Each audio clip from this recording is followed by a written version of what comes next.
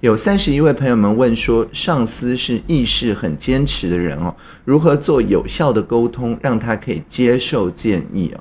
那我的经验就是说，可以练习一种我们叫积极聆听的一种方法。积极聆听不是说就一直听他训话，不是这样，而是说听了他一阵子，好比像说2-3分钟之后，那你问一个我们叫 clarifying question， 就是说问一个确定他意思的问题，又或者是说以他讲的话做一个引申，然后说你的逻辑是不是这样，是不是因为这个感受或者是这个事实让你做出这样子的判断等等。但是呢，不是去对他的这些判断说这个好这个不好，你有更好的建议，都不是，而是确保你能够充分的进入他的立场，来看到他从他的立场看到的世界是什么样子。那积极聆听是一个很容易练习的技巧，你只要找你的朋友让对方一直讲话，然后你不要打断他，你就是用一些非语言的方式点头啊等等等等，然后我们约5分钟，好比那5分钟之后呢，那就换你讲话，但是你讲的这5分钟不是你自己的意见，而是你把你听到的这5分钟他的意思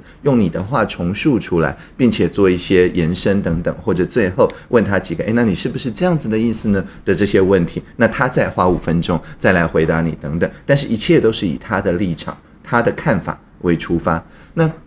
当你这样子练习个2个人各自一个来回就是10分钟嘛，当你这样子练习了30分钟，也就是3个来回之后，那通常对于大部分的事情你都会已经完全理解他的思路。那在这个时候第31分钟开始，你就可以说话了，你可以延伸着他的思路说，那我觉得要达到你的这个价值，我觉得还有这个更好的方法，或者是我为了要照顾你的感受以及其他人的共同感受，我觉得这样子的方法如果再加这么一点点的话会比较好，或甚至是说你这个方式不要一下子就做，可以慢慢的来做，或者这个方式不要拖那么久，可以快速做一点等等。但是你看你是延伸着他的思路，在他的思路的盲点或他没有想清楚的地方去提出你的意见，那这样子的话，因为对方已经有那个信心你完全了解他的看法了，所以你这样子延伸着他的思路讲出来的，从他的角度来看就好像是有人跟他一起想，把他的想法延伸出去，而且想得比他更清楚。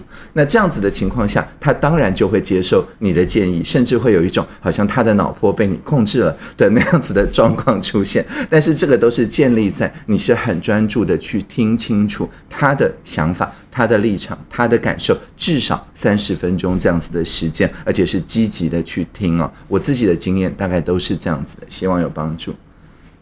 好，看大家有没有其他想问的，或者举手发言，没有我们就往下咯。好，那有27位朋友们问说，主管觉得自己很公平，但是呢最不公平的就是这一位主管，但是呢他没有这个自觉，就是他自己觉得自己是一个很公平的人，那么该如何让他了解自己的问题啊？那我的想法是这样子，就是延伸着刚刚那一题的回答，我想关于他觉得他的公平的那个公平到底是什么呢？有的时候我们讲的是equality， 也就是说每个人都有公平的机会，但是呢有时候我们讲的是 equity，就是说每个人不但有公平的机会，而且也按照自己的能力跟多元的不同的发展方向的不同，能够确保每个人都发挥到一样的程度，也就是现在第一个可能翻成平等，而第二个现在比较翻成平权呢。那光是公平这个就有2个主要的不同的脉络，那甚至如果有看像正义论等等的这些伦理学的著作的话，关于它的结果的平等、过程的平等、机会的平等等等，有非常非常多的想法。所以光是公平2个字，我觉得是没有办法说明一个人他的处事的方法的。你可能就是要透过像积极聆听的方法，先确保说他真的知道自己在说什么。那有的时候他的逻辑是自洽的，就是说是自我一致的，只是什么呢？就是实际的状况跟这个逻辑有差别。那这个时候我们如果延伸他的思路，我们就可以说，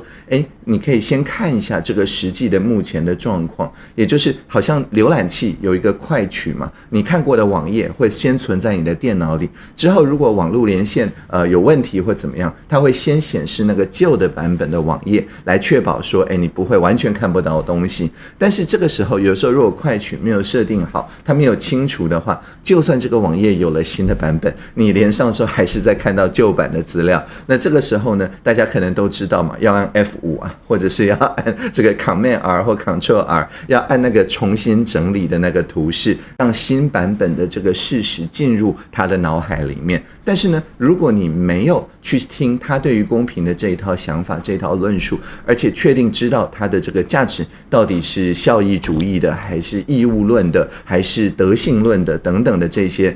基本的思路的话，那你就没有办法帮他按那个 F5 啊，因为你跟他在看的网页是完全不一样的，所以你的新版也就不是他的新版。所以我具体的建议就是2个，一个是说你要帮助一个人有自觉，你要先确保他脑里那个快取的那个样子，你要先明确的让他讲出来。那第2个就是说，当他讲出来之后，如果他跟事实的状况真的已经不符合了，这个时候因为你已经融入了他的思维，所以你就只要帮他按个 F5 说，可是其实现在不是这样子的情况了。那这样的话，我想任何一个人在工作的时候都不希望是在一个完全脱离现实的情况下来工作。那所以当他的价值受到照顾，只是需要有新的参数进来的时候，我想大部分的人就比较听得进去。所以还是一样，要先理解他的这套伦理的观念到底是什么，那之后我们就可以去改变他对事实的这个理解。希望有回答到这个问题。